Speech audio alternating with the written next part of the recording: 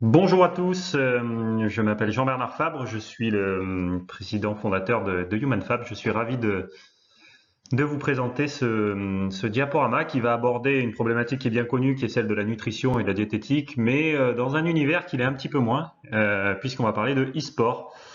Alors c'est un univers qui est à la mode, puisqu'on a beaucoup de choses dans les journaux, etc. Malgré tout, peu de choses sont connues, en tout cas rapportées dans la littérature scientifique et même dans les pratiques pour des guidelines d'optimisation de la performance de e-sportifs. Et vous verrez, on va essayer de faire un parallèle entre le sport et le e-sport et de comprendre pourquoi la diète pourrait avoir une importance sur les performances en jeu pour les joueurs en compétition. Voilà, je suis ravi en tout cas de vous présenter cela. Alors ça sera les bases, hein, on va pas rentrer dans tous les détails de la diététique, mais mon idée était de donner un regard sur cette pratique qui est émergente et qui est encore assez méconnue.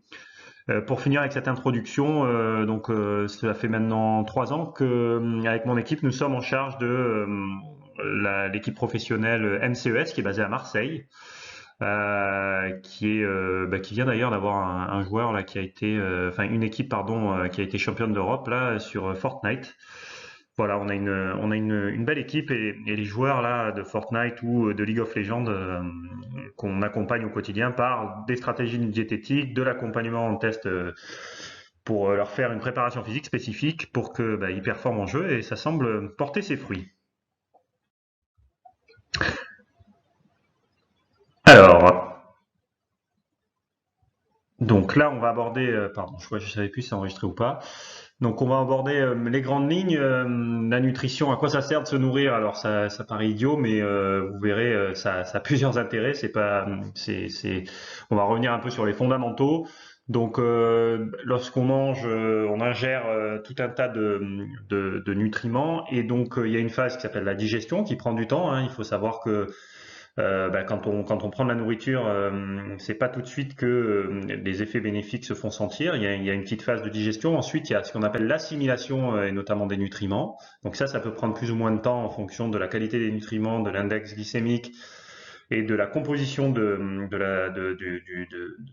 ce qu'on a mangé. Et tout ça, ça va servir bien sûr à donner de l'énergie au sens large du terme. Et l'énergie au sens large du terme pour notre corps, c'est avant toute chose, pour les jeunes, de créer de la croissance, c'est renouveler les cellules, c'est faire tourner notre cerveau, c'est aller réparer un petit peu, grâce à nos petits ingénieurs hein, qui à l'intérieur de notre corps humain, réparer tout ce qui a été cassé, c'est assurer les fonctions vitales de l'organisme. Vous verrez, on parlera tout à l'heure de métabolisme de base. Donc voilà, la nourriture a cette importance puisque sans énergie, voilà, ça peut pas fonctionner, hein. C'est un petit peu comme une voiture qui n'a pas de carburant, elle ne peut plus avancer. Puisqu'on parle de voiture et de carburant, voilà, l'alimentation, donc c'est un petit peu notre essence, notre diesel ou notre électricité pour notre voiture. Vous verrez, alors je rentrerai pas dans les détails, mais c'est important parce qu'en fonction de ce qu'on mange, ça se rapproche vraiment le corps humain, ça se rapproche vraiment d'une voiture qui a différentes sources pour produire de l'énergie, hein. On parlera tout à l'heure de tout ce qui touche les glucides, les lipides et les protéines. Donc ça, vous en avez beaucoup entendu parler, mais c'est un petit peu comme une voiture, hein. On peut avoir de l'essence, du gasoil et maintenant de l'électrique. Et vous verrez que le corps humain, c'est quand même la plus belle des voitures hybrides qui existent, puisqu'elle est capable de s'adapter très rapidement. On parlait tout à l'heure de l'assimilation et après de l'utilisation en fonction des conditions dans lesquelles est placé notre corps, dans les conditions environnementales et donc du stress extérieur. Eh bien, il y a une adaptation de l'utilisation de certains substrats énergétiques en fonction des besoins. Alors, ce qui est intéressant, c'est aussi de se dire, puisqu'on parle des adaptations des besoins, ça paraît évident, hein, quand on conduit une Porsche, on consomme beaucoup plus d'énergie et pas de la même forme que quand on conduit, pardon, une 2 chevaux. Donc ça, c'est important de le noter, et notamment en ce moment, on parle beaucoup des voitures hybrides. On voit bien à laquelle on appuie sur l'accélérateur, on va passer du mode électrique au mode thermique.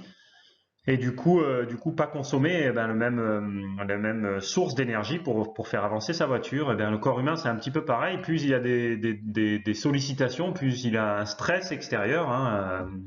Elles peuvent être par de l'activité physique, par une activité intellectuelle très intense. Et donc, en fonction de cela, les besoins énergétiques vont pas être les mêmes, et donc la dépense énergétique quotidienne ne va pas être la même.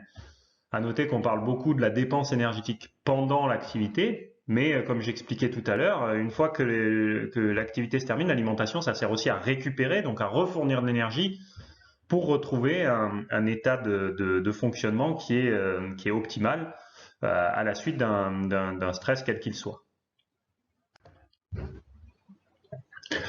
À noter aussi que quand on est il faut bien différencier le domaine du sport et le domaine de l'activité quotidienne, parce que les besoins énergétiques vont pas être les mêmes, les enjeux vont pas être les mêmes. Quand par exemple on pratique on va marcher un petit peu et qu'on n'a pas suffisamment bien mangé, c'est pas très grave. Quand on doit faire un 10 km ou des 400 mètres pour une journée de compétition parce qu'on est un compétiteur, si on mange mal, là l'hypoglycémie va taper à la porte et du coup non seulement les performances vont pas être bonnes, mais surtout on peut avoir quelques risques issus de tout ça. Donc c'est particulièrement important que la diététique soit adaptée aux besoins et aux sollicitations qui vont être les nôtres au regard des conditions de pratique. Donc vous l'aurez compris, quand on fait du sport, on fait de la performance. Donc l'activité physique, on est plutôt dans le cadre de notre petite de chevaux. Les besoins énergétiques sont assez faibles. Le sport, il y a une notion de performance, de compétition. Et donc les besoins énergétiques vont être plus élevés et vont dépendre aussi de critères de performance. Donc la performance, on a coutume de dire dans les sciences du sport, c'est bien sûr la réalisation de quelque chose qui est en lien avec la pratique. Alors pour un coureur à pied comme Usain Bolt, un sprinter, c'est le temps sur 100 mètres. C'est ça la performance finale. Pour un sauteur en hauteur comme la Villénie, ça va être la hauteur de saut. Pour un marathonien, c'est le temps. Pour un joueur de tennis, ça va être la vitesse de balle et les zones de jeu, les effets, etc. C'est ce qu'on appelle des critères de performance. Et pour avoir des critères de performance élevés, c'est un mix de tout un tas de choses, ce qu'on appelle les facteurs de la performance. Donc on a les facteurs qui sont plutôt psychiques, on a les facteurs qui sont liés au matériel, à la surface, les chaussures qu'on utilise, le ballon, la raquette, etc., etc. Ça va être aussi les températures et les conditions environnementales qui entourent la pratique. La nutrition, on en a parlé tout à l'heure, dans le sport maintenant c'est quand même très bien référencé. La stratégie globale de l'équipe et ou la stratégie qu'on adopte en tant que sportif individuel. Est-ce que je fais service volé? Est-ce que je suis plutôt un défenseur? Est-ce qu'on va faire un pressing haut parce qu'on est une équipe de sport collectif qui est extrêmement agressive? Il y a aussi tout ce qui touche la technique propre à l'activité. Donc c'est comment on tire, comment on frappe la balle, qu'est-ce que je peux faire pour améliorer ça. Et puis, il y a tout ce qui est préparation physique. Et l'ensemble de ces facteurs combinés va permettre d'optimiser la performance et d'améliorer ou d'atteindre un certain niveau de performance. Alors, dans le e-sport, c'est un petit peu moins connu, mais j'ai envie de vous dire, c'est sensiblement la même chose, puisque l'aspect mental, il est extrêmement important, puisqu'il faut être très concentré.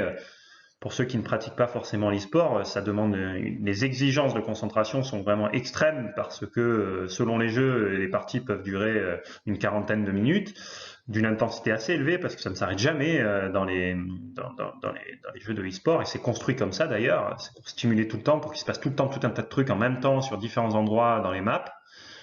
Ensuite, ça va beaucoup dépendre du matériel, ça c'est une évidence, en fonction de la souris qu'on a, en fonction de son siège, sa posture, de son clavier, un clavier qui répond pas suffisamment vite quand on appuie dessus ou qui a les touches trop serrées, donc on touche plusieurs touches en même temps et ça va de soi, on va se tromper et donc faire une erreur qui peut peut-être coûter un kill ou une game ou quelque chose comme ça.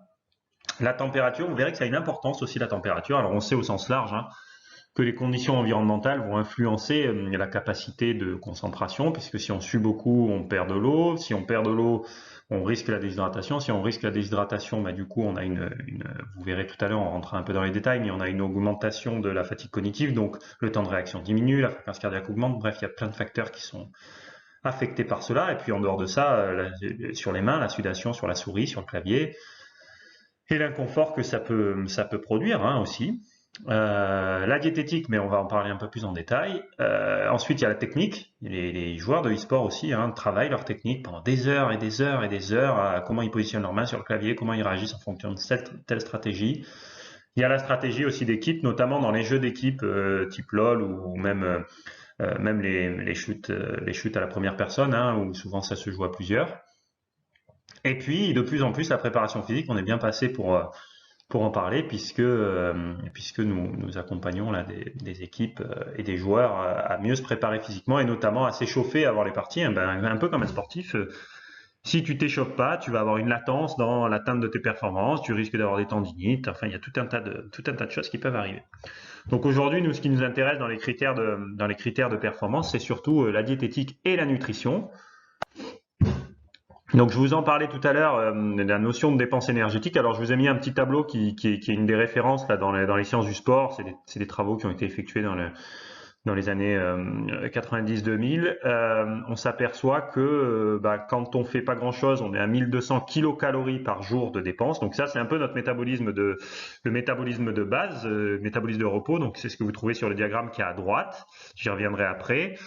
Juste pour faire simple au sens large, le métabolisme de repos, c'est vous imaginez votre voiture, vous tournez les clés de contact dans votre voiture et c'est la dépense d'énergie qu'il y a quand le moteur tourne au repos. Bon, ben là, c'est un petit peu pareil pour le corps humain. Sans rien faire, si on reste couché toute la journée, on dépense quand même malgré tout de l'énergie, parce qu'il y a toutes les fonctions vitales de l'organisme qui ont besoin d'énergie pour pouvoir assumer leurs fonctions. Et puis, en fonction du type d'activité, on voit que la dépense énergétique est beaucoup plus élevée. Alors, quand on regarde par exemple le culturisme, la gymnastique, etc., on s'aperçoit que la dépense énergétique, elle est relativement faible. Dès qu'on arrive dans des activités intermittentes comme le handball, le volleyball, la natation, des choses comme ça, on a pratiquement doublé notre dépense énergétique de repos. Et puis après, il y a les activités qui sollicitent énormément la dépense énergétique. Donc là, on est sur le water polo, sur l'aviron, le foot est notamment à bon niveau, et puis alors les activités qui sont connues parce qu'elles sont très très longues et qu'elles nécessitent une énorme dépense d'énergie, c'est donc là le triathlon et des étapes du Tour de France qui sont extrêmement longues et extrêmement intenses. Sur la partie de droite, vous allez voir un petit graphique qui différencie les hommes et les femmes. Vous voyez, la dépense énergétique n'est pas la même entre un homme et une femme. Ça s'explique assez bien par la quantité de masse musculaire. Une femme a un peu moins de masse musculaire et donc la notion de dépense énergétique, elle est directement corrélée aussi à la masse musculaire et au poids. Donc on s'aperçoit que les hommes en moyenne, quelqu'un qui est inactif, un sédentaire, là, il est aux alentours de 1600, quelqu'un d'actif il est à 1700 et un sportif il va être un petit peu au-dessus, il a besoin parce que il a plus de masse musculaire, donc il consomme plus d'énergie sans rien faire.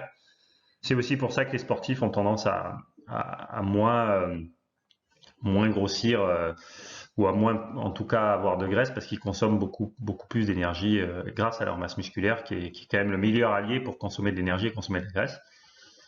Et puis on voit les femmes, donc les femmes elles sont beaucoup moins puisque 1360 pour une sédentaire, 1430 pour une sédentaire qui fait 1m70 et 60 kg, voilà en moyenne, ça c'est l'énergie sans rien faire si vous restez assis sur votre canapé, voilà ce que ça entraîne en termes de dépenses énergétiques. Alors la question qui se pose, c'est le e-sport. J'ai pas de données dans la littérature à ce sujet-là. Maintenant, on est en train d'y travailler d'ailleurs avec mon équipe, c'est une petite parenthèse. En tout cas, ce qu'on peut savoir, c'est qu'il y a plusieurs facteurs qui influencent la dépense énergétique et notamment les modalités d'exercice. Donc, est-ce que c'est un exercice qui est entrecoupé, dit intermittent, ou est-ce que c'est un exercice continu? Il y a aussi l'intensité, bien sûr, plus l'intensité est élevée, plus on consomme d'énergie, c'est juste logique. La durée, encore une fois, qui vient maximiser la dépense énergétique totale. Et puis les conditions environnementales, j'en parlais tout à l'heure. Et tout ça va créer un déséquilibre si on n'apporte pas suffisamment d'énergie entre les apports et les dépenses. En e-sport, on ne le sait pas bien. Ce qui est sûr, c'est que la coordination, la vitesse, la précision, ça demande de l'énergie. Les charges cognitives, se concentrer énormément, ça demande de l'énergie et on le voit bien quand on passe des examens et qu'on est très concentré, souvent on a une hypoglycémie à la suite de l'examen. Alors c'est la combinaison entre la charge cognitive et l'adrénaline qui fait qu'on a été puisé notre énergie directement disponible et on manque de sucre et donc on a un petit peu cette tête qui tourne, etc. Donc les sportifs ont aussi cette particularité-là. À noter d'ailleurs que le cerveau consomme environ 30% de l'énergie qui est consommée pendant la journée et surtout pratiquement exclusivement venant des sucres. Donc vous comprendrez bien l'intérêt de quand on fait du e-sport qui est quand même une énorme charge cognitive. Donc on peut supposer qu'il y a une augmentation de la consommation d'énergie, notamment par le cerveau, et donc il y a un besoin d'apport énergétique et sous la forme qui convient le plus au cerveau. Alors pour rentrer dans les grandes bases de la nutrition, il y a plusieurs nutriments donc, qui sont les constituants des aliments. Il y en a qui donnent de l'énergie, il y en a qui sont utiles mais qui ne donnent pas forcément de l'énergie. Il y a les fibres et il y a l'eau. En ce qui concerne les nutriments qui donnent de l'énergie, il y a 3 grandes classes que vous connaissez très bien, qui sont les glucides, ou les sucres si vous voulez. Vous verrez, il y a plusieurs familles. Les lipides, donc les graisses. Là aussi, il y a plusieurs types de graisses. Et les protéines. Donc, bon, sans rentrer dans les détails biochimiques, grosso modo, il y a trois types de sucres. Il y a les sucres simples. Donc là, c'est ce qu'on peut trouver du type le saccharose, c'est le sucre de table, par exemple. Donc c'est soit du glucose, soit du fructose, soit du dextrose, et soit une association de deux des précédemment cités. Et donc, vous verrez tout à l'heure, en fonction de la combinaison des sucres, on n'a pas la même biodisponibilité, et pas le même index glycémique, mais j'y reviendrai après. Ensuite, en ce qui concerne les glucides intermédiaires, on trouve la maltodextrine. Alors ça, c'est quelque chose qui est raffiné, qu'on trouve très très peu dans l'alimentation, et à ma connaissance pas même d'ailleurs. C'est en fait une molécule qui est synthétisée sur la base de la combinaison de plusieurs glucides et qu'on trouve dans les boissons énergétiques et qui a des propriétés assez intéressantes parce qu'elle a beaucoup d'énergie, mais par contre elle a une diffusion très très lente, donc les sportifs d'endurance l'utilisent beaucoup. Et puis on a ce qu'on appelle les glucides complexes, donc là c'est l'amidon et le glycogène. On va parler un peu de la glycémie. La glycémie, c'est la quantité de sucre qu'il y a dans le sang. En moyenne, c'est entre 0,7 et 1,2 maximum grammes par litre. Voilà. La quantité de sucre indispensable aux fonctions vitales. Ça, donc vous savez, le sucre, quand vous l'ingérez, après, il va aller dans le sang. Et le sang, il a pour objectif quand même d'aller amener l'ensemble des nutriments et notamment du sucre vers l'ensemble des fonctions de l'organisme qui en ont besoin pour donner de l'énergie, un peu comme notre fameuse essence dans le moteur de la voiture. Voilà. Et notamment au cerveau. Donc je reviens rapidement sur l'index glycémique. Vous voyez ce schéma, on voit en abscisse, donc on va avoir le temps, en ordonnée on va avoir le taux de sucre dans le sang, et vous allez trouver deux courbes avec une R sous la courbe qui sont pour tout ce qui est rouge des index glycémiques dits élevés, et pour tout ce qui est vert, les index glycémiques dits faibles. Donc vous voyez bien qu'un index glycémique très élevé, en fait on a un pic de taux de sucre dans le sang qui arrive assez vite, ce qu'on appelle le pic de glycémie, et derrière on a une chute assez rapide dans le temps du taux de sucre dans le sang, et donc ça c'est ce qui est reconnu pour donner faim. Ça crée des gros écarts, c'est ce qui cause un problème. Donc on peut bien voir que donc sur ce schéma et notre petite tortue là, en fait les index glycémiques faibles, on voit que dans le temps en fait ils sont beaucoup plus stables en termes de taux de sucre dans le sang par rapport aux index glycémiques élevés qui ont une espèce de coup de fouet, et on le sent bien d'ailleurs quand on mange des bonbons par exemple. Wow, on a cette espèce ça fait du bien, on a de l'énergie tout de suite, mais après derrière on a souvent un petit coup de mou. Donc c'est aussi lié à ça, cette espèce de rebond lié à un index glycémique qui est trop élevé. Donc c'est vrai que les sportifs, de plus en plus, on a tendance à leur fournir et à organiser des repas avec des index glycémiques qui sont assez faibles pour qu'ils aient de l'énergie pendant longtemps. Et puis on vient compléter ça de temps en temps avec des petits shots assez bien maîtrisés de sucre avec des index glycémiques élevés. Donc nous on suppose que les besoins des e-sportifs, comme ils ont besoin d'énergie longtemps, un peu comme des sportifs d'endurance, ils devraient privilégier plutôt les index glycémiques qui sont faibles. Donc tout ce qui est complet, vous voyez bien le pain classique, l'index glycémique il est quand même très très élevé, alors que pour du riz complet et tout ce qui est à base de farine complète, au sens large, et même bien cuit, parce que la cuisson aussi influence directement la glycémie, mais ça c'est un autre sujet. Bref, tout ça pour dire que il vaut mieux s'orienter vers des produits complets plutôt que vers du pain classique avec de la farine classique parce que on s'aperçoit quand même que l'index glycémique il est beaucoup plus intéressant. Parlons un petit peu des lipides. Les lipides, c'est les graisses. Alors les graisses, c'est un gros sujet de société puisqu'avec les problématiques liées à l'obésité et notamment chez les joueurs de e-sport qui sont inactifs, etc. On a peur du surpoids et de l'obésité, donc c'est devenu une vilaine sorcière, les graisses. Bon, ce qui est complètement faux, hein, parce que sans lipides, on a tout un tas de problèmes qui sont assez graves d'ailleurs.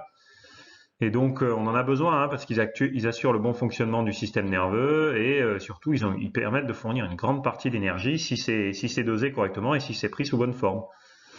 Donc voilà, ça constitue quand même malgré tout 80% des réserves énergétiques de leur organisme. Donc c'est quand même quelque chose qui est assez important. Alors, comme je vous l'expliquais en amont, il y a plusieurs formes de lipides. Qui sont constitués d'acides gras. On ne va pas rentrer dans les détails biochimiques là non plus, puisque c'est pas l'objectif du diaporama, mais grosso modo, les lipides sont un amas d'acides gras dits essentiels, qui est la base de la pyramide de tout ce qui va nous permettre de solidifier nos besoins et de consolider nos besoins en lipides. Et là-dedans, dans les acides gras, on va avoir les insaturés, qui sont monoinsaturés ou polyinsaturés. Donc on parle beaucoup des oméga 9, oméga 3, oméga 6, on voit, il y a plein de pubs qui parlent de ça, et des bienfaits de tout ça. Et on voit bien là dans le petit tableau il y a les huiles végétales, elles sont particulièrement riches en oméga 3, en oméga 6. Qui ont beaucoup d'intérêt hein, parce que les constituants de l'ensemble de nos cellules, c'est ce qu'on appelle des lipoprotéines et donc il y a des barrières lipidiques autour pour venir protéger les cellules et leur apporter la bonne forme d'acide gras qui va permettre de constituer des bonnes barrières bien solides. Bon, c'est un gros raccourci, mais en tout cas, c'est très utile. Donc tout ça pour dire qu'il faut aller les chercher dans l'alimentation et voilà, encore une fois, les lipides, s'ils sont pas pris en trop grande quantité, et surtout sous bonne forme, ils sont plutôt utiles à l'organisme. On s'aperçoit aussi qu'il y a des mauvais lipides et là, on enfonce une porte ouverte. Hein, c'est toutes les graisses qui sont frites. On voit bien avec notre beau McDo. Là, j'ai pris une belle image de McDo, de pizza, etc. Là, les acides gras saturés, c'est ceux qu'il faut essayer de fuir le plus possible. Ils ont très peu d'intérêt diététique. Ils sont cancérigènes. Il y a pas mal de travaux là-dessus qui parlent de tout ça et surtout, ils ont peu d'intérêt en fait. Donc, il vaut mieux privilégier les acides gras insaturés. Et puis on va aborder les protéines. Donc là, les protéines, on en parle beaucoup, c'est ce qui permet d'avoir des biscottos, comme disaient les enfants. C'est assurer la fabrication et le renouvellement cellulaire, c'est d'aider à la croissance, aux défenses, et puis surtout constituer du muscle aussi. Donc ce qui est intéressant de savoir avec les grandes, en ce moment il y a beaucoup de gens qui se positionnent sur du véganisme, etc. Chacun fait ce qu'il veut et ça regarde chacun d'avoir ses propres convictions. Il faut juste savoir que c'est compliqué quand même d'avoir l'apport en acides aminés essentiels qu'avec les végétaux, donc il faut le combiner avec d'autres protéines animales, sinon on a des carences. Voilà. Donc après, c'est une vaste question idéologique, c'est pas l'objet du propos, mais voilà, il faut juste savoir que l'ensemble des acides aminés essentiels on peut les trouver lorsqu'on trouve chez les animaux, pas forcément dans les végétaux. L'idéal, c'est de mixer les deux, à mon sens.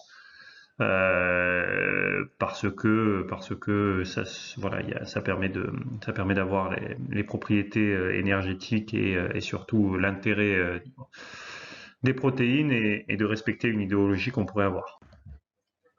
Parlons des nutriments qui sont non énergétiques. Donc on va arriver dans tout ce qui touche les vitamines et les sels minéraux. Donc on parle beaucoup de la vitamine C et de la vitamine D en ce moment avec le Covid, hein, puisque associé à certaines choses, ça permet de booster les défenses immunitaires. Donc en fait, les vitamines, c'est des catalyseurs de fonctionnement de ce qui se passe dans l'organisme. Donc ils n'ont pas une incidence directe, mais ils ont une incidence indirecte en se combinant à d'autres choses. Et ils permettent d'améliorer le fonctionnement de l'organisme au sens large sur tout un tas de facteurs. Et puis les sels minéraux, donc là c'est le calcium, le zinc, etc. Et là aussi on en parle beaucoup en ce moment parce que eux, pour le coup, Ils sont nécessaires, notamment par exemple pour la contraction musculaire, on a besoin de calcium. On a besoin pour stimuler les défenses immunitaires. En ce moment, on parle beaucoup en préventif là contre les infections et notamment le Covid, d'avoir des shots avec de la vitamine D et du zinc. Ça stimulerait les défenses immunitaires. Et puis, on va parler de l'hydratation. Donc, l'hydratation, l'eau, c'est le dernier point qui est très, très, très important puisque ça constitue entre 45 et 70% de notre poids. Euh, il y en a beaucoup dans les muscles. En fait, il y en a beaucoup de partout, de toute façon. Et ce qu'il faut comprendre, c'est que surtout, contrairement à tout ce dont on a parlé jusqu'à présent, l'eau, on ne peut pas la stocker. Dès qu'on l'a, on l'utilise, on la dépense, on se déshydrate. Donc c'est pour ça il faut être très très vigilant et ça c'est tout le problème de quand on est focalisé sur une tâche et notamment quand on fait du e-sport, c'est que si la partie dure 45 minutes, les garçons ils ont du mal à voir parce qu'ils sont toujours à s'activer sur leur manette et du coup bah imaginez d'aller jouer au foot pendant 45 minutes sans pause et sans boire de l'eau, vous voyez bien ce que ça entraîne. Les e-sportifs ils ont plus de mal à le voir parce qu'ils n'ont pas cette sensation de suer qui est aussi importante que quand on pratique une activité dite traditionnelle. Sauf que l'eau, c'est l'élément vital. Il faut en boire, c'est les recommandations 2 litres par jour, mais ça c'est quand on ne fait pas d'activité physique. Quand on en fait, il faut en boire beaucoup plus. Donc il faut être très très très vigilant et ça peut vite poser un problème parce qu'en plus il y a un conflit entre ce qu'on est capable de boire et d'absorber et ce qu'on dilapide dans nos réserves d'eau, qu'on n'a pas d'ailleurs, puisque comme je vous l'ai expliqué, on les dilapide très vite. C'est tout ce qui touche l'environnement, donc dès qu'il fait chaud, qu'il fait humide, qu'on est dans un environnement, donc il y a différents systèmes qui viennent stimuler entre la radiation, la convection, etc., qui vont faire qu'on sue beaucoup. Alors dans le cadre du e-sport, bon, on est dans une salle fermée, malgré tout on est habillé, donc on sue, il y a de l'adrénaline, donc on sue, et tout porte à croire que il pourrait y avoir un haut niveau de déshydratation à la suite des parties. La petite problématique qu'on a, c'est que en moyenne, on peut absorber jusqu'à 450 voire 500 millilitres d'eau par heure et même chez les cyclistes qui sont entraînés, on peut aller un petit peu plus, ça s'entraîne, la vidange comme ça gastrique et l'absorption de l'eau. Et sauf qu'on est capable de suer par heure jusqu'à, dans des conditions environnementales très défavorables, 1,8 litre. Donc vous voyez bien que de toute façon, il y a une dette qui se crée et donc il y a forcément une déshydratation qui s'installe. Et toutes les stratégies dans certains sports, et notamment l'automobile, est d'arriver à trouver des systèmes pour limiter en fait la déshydratation qui s'installe et qui s'installera de toute façon de fait parce qu'on a des problématiques d'absorption d'eau par rapport à la dépense, par rapport à tout ce qu'on se déshydrate. Malgré tout, il y a des stratégies qui permettent d'arriver à absorber plus d'eau et surtout de la garder mieux. Pourquoi on n'est pas capable de s'hydrater correctement? D'abord parce qu'il y a une mauvaise perception de la soif et notamment quand on est assis parce que c'est un petit peu comme quand on met un volume d'eau dans une bouteille comme ça, en fonction on a des récepteurs en fait et en fonction de comment, quand on est assis, si nos récepteurs sont ici, bah, ils sont pas du tout touchés par l'eau parce qu'il n'y a que ça comme quantité d'eau, alors que quand on se met en mouvement, ben, on voit que le liquide va aller toucher nos récepteurs et ça va stimuler notre perception de la soif. La vidange gastrique est limitée, la vidange intestinale aussi. Et puis surtout, on l'a relativement tous vécu, quand on boit trop d'eau et notamment trop froide, on a un inconfort gastro-intestinal, on a cette espèce de ballonnement d'envie de vomir qui n'est pas très agréable. Donc qu'est-ce que je risque si j'ai une mauvaise hydratation et une déshydratation qui s'installe, et une mauvaise nutrition, il y a une diminution des performances très très étudiée dans le sport, beaucoup moins dans l'e-sport, mais bon, comme on l'a expliqué depuis le début, il y a certaines règles qui peuvent être transposables. Il y a une augmentation de la sensation de fatigue, donc c'est difficile de multiplier les efforts, et on sait que les joueurs de e-sport, ils ont des games qui s'enchaînent. Il y a une augmentation des risques de blessures, une diminution des capacités à se concentrer, du temps de réaction, et on peut risquer des chaleurs, notamment quand on est dans des environnements où il fait très chaud. On sait que quand on fait de la compétition, il y a une augmentation de la sudation parce qu'il y a le stress, etc. Donc ça peut créer de la déshydratation et la déshydratation entraîne une augmentation de la température corporelle qui est aussi corrélée à une augmentation de la fréquence cardiaque parce qu'il y a moins de volume dans l'organisme, donc le cœur il doit pomper plus pour amener autant de volume de sang vers les différentes fonctions. Et puis, on sait que ça joue un rôle sur la fatigue nerveuse. Et donc, la fatigue nerveuse, comme on en a parlé, ça affecte les processus intellectuels et cognitifs. Donc c'est extrêmement important d'être vigilant à ce sujet-là. Ensuite, ce qu'il faut faire, il faut faire extrêmement attention, c'est que avant l'effort, on peut déjà être déshydraté. Vous verrez, je vais vous présenter une étude après où on s'aperçoit que à cause du niveau de stress, à cause des conditions environnementales, d'une alimentation qui n'est pas forcément bonne et de la succession des games par exemple ou des matchs, on peut avoir une hydratation insuffisante avant l'effort. Voilà. Et en ce qui concerne la dépense énergétique, bah là, si on n'a pas ce qu'il faut en termes de sucre et de minéraux, bah on fait des hypoglycémies, des déséquilibres ioniques. Et ça, c'est directement corrélé à une diminution de la force et de la vitesse, à une augmentation de la fatigue nerveuse. Et puis, bah, si on multiplie en fait pendant plusieurs jours ce genre de choses, on peut avoir une fatigue chronique qui s'installe. Et ça, c'est pénible, hein. Donc, comme je vous le disais tout à l'heure, il y a des travaux qui ont été menés sur la déshydratation avant match. Et contrairement aux idées reçues, vous voyez, en 2010, il y a une grande étude qui avait été menée sur les joueurs de NBA. C'est quand même un championnat où il y a beaucoup d'argent et ils sont bien encadrés au niveau médical. Et on s'aperçoit que les joueurs, eh bien, ils étaient déshydratés dans la plupart des cas de 1%. Alors 1%, vous allez me dire, c'est pas grand-chose. Effectivement, c'est pas grand-chose. Mais le problème qu'il y a, c'est que quand on commence un match avec 1% de déshydratation, ben on le finit avec 4 en moyenne. Et 4, là, c'est un énorme problème parce que là, les travaux qui ont été rapportés dans la littérature montrent que entre 2 et 4%, on a ce qu'on appelle un temps limite. Le temps limite à un effort intense est diminué. Ça veut dire que, par exemple, les garçons, ils vont être capables de moins faire d'aller-retour à vitesse max sur le parquet. Le nombre de sprints va être diminué et la vitesse des sprints va être diminuée. Donc, vous imaginez bien l'importance que ça peut avoir pour des joueurs de basket professionnels. Comme je vous disais tout à l'heure, au niveau mental, ça a des répercussions. À partir de 2%, on a une baisse de la vigilance et de l'attention. Et donc ça a été dans une autre étude.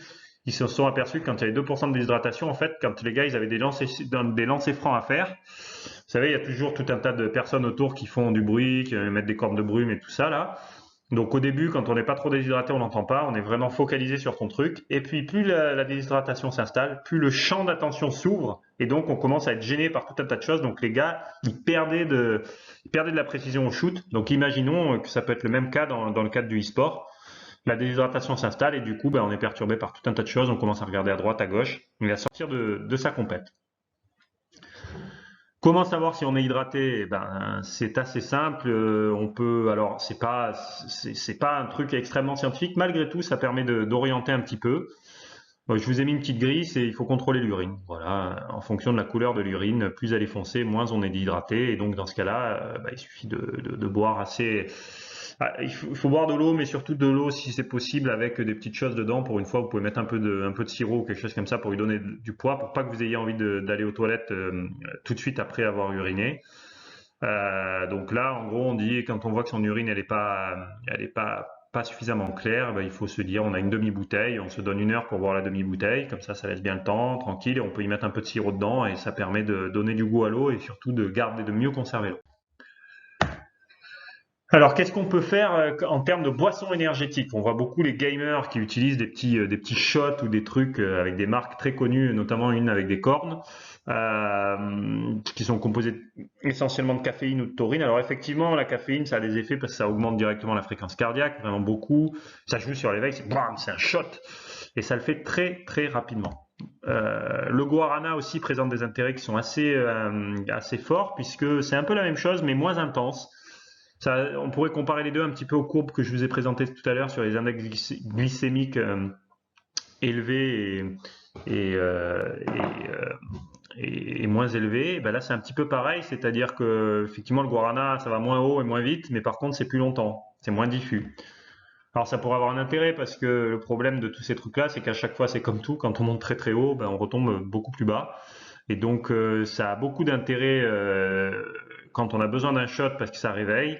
Malgré tout, si on contrôle pas ce qui se passe dans le pic de descente, du coup, on peut faire des gros coups de fatigue et là, c'est vraiment ça a une influence négativement la performance, hein. Donc voilà, les boissons énergétiques très utilisées, donc ça augmente. Il semblerait que certains travaux ont rapporté des augmentations légères de performance cognitive. Ça, j'ai lu ça dans plusieurs travaux scientifiques. Par contre, il faut faire très attention à la chute des performances quelques heures après, comme je vous l'expliquais. Après, à force d'en boire tout le temps, parce que c'est aussi le problème, c'est comme il y a pas mal de sucre là-dedans, du coup, on s'y habitue, ça devient une boisson récréative et bon là il y a tous les dangers de l'addiction et surtout on n'a plus du tout les effets escomptés, hein, c'est comme pour tout, au bout d'un moment on s'y habitue et donc ça marche plus. Voilà. Puis il y a certains travaux qui ont montré que si on faisait prendre un placebo, ça pourrait avoir des performances identiques. Ensuite, pour terminer, parlons du café. Bon, alors là, vous allez me dire, est-ce que c'est un café qui est serré, pas serré, allongé, etc. Dans tous les cas, les doses de café dans les travaux scientifiques sont très maîtrisées. Ça correspond à une tasse de café dit traditionnel. Donc on sait que si tu prends du café 1 à 2 fois dans la journée, ben les performances et les temps de réaction peuvent être élevés. L'attention visuelle et la vigilance sont plus importantes et ça augmente les capacités de mémoire. Par contre, si on le fait un peu plus, il y a tout un tas d'autres choses qui peuvent se mettre en place et déconseillé. Ça joue aussi sur la déshydratation. Le café empêche l'hydratation. Il y a une dégradation des performances qui ont été rapportées un petit peu plus haut et puis ça peut causer des problématiques de sommeil, une mauvaise récupération chez certains. Voilà, donc bon, le café, ça peut être un bon allié, mais pareil, comme pour tout, il faut le faire de façon mesurée et savoir pourquoi on le fait. En dehors du fait qu'on peut aimer ça, hein, ça c'est un autre problème. Voilà, je crois que c'est à peu près tout ce que j'avais à vous dire sur cette introduction à la nutrition et au e-sport, d'essayer de faire un parallèle avec ce qu'on sait entre le sport dit classique et le e-sport. Et j'espère que ça vous aura intéressé. Alors c'était vraiment assez superficiel, mais malgré tout, j'espère que vous y aurez trouvé des informations pertinentes et auxquelles vous n'aviez pas forcément pensé auparavant. Je vous invite à nous suivre si vous voulez avoir notre actualité avec HumanFab Paris ou HumanFab X, de tout ce qu'on fait en termes de travail de recherche et de conseils en préparation physique et ou diététique sur nos différentes pages Facebook, Instagram, Twitter et LinkedIn. Vous trouverez ça sur les différents HumanFab avec un tiret ou HumanFab tout accroché. Voilà, je vous remercie en tout cas d'avoir écouté ce webinaire et puis j'ai été ravi de vous présenter ça. Je vous dis à très bientôt. Et puis si vous avez des questions, donc vous pouvez me trouver soit sur Instagram au nom JB HumanFab, JB petit-tiret HumanFab, soit vous allez sur le site internet de HumanFab ou mon LinkedIn et vous me posez des questions, Jean-Bernard Fabre. Voilà, je vous souhaite à tous une très bonne journée.